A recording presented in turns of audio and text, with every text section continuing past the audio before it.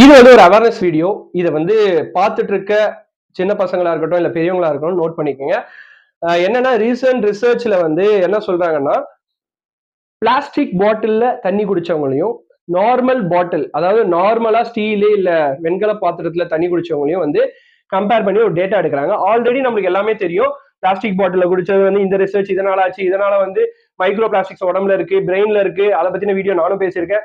So ஆர்கன்ஸ்ல இருக்கு. நம்ம நிறைய கேள்விப்பட்டிருக்கோம். பட் இந்த ஒரு பர்டிகுலர் ரிசர்ச் சொல்ற ரிசல்ட்ஸ் என்னன்னு பாத்தீங்கன்னா, பிளாஸ்டிக் பாட்டில நீங்க வந்து தண்ணி குடிக்கிறதுனால அந்த பர்டிகுலர் ரீசன்ஸ்ல இருக்கவங்க பர்டிகுலர் இதுல இருக்கவங்க வந்து அவங்களுக்கு வந்து பிளட் பிரஷர் அதிகமாயிருக்கு அப்படின்னு மாதிரி சொல்றாங்க.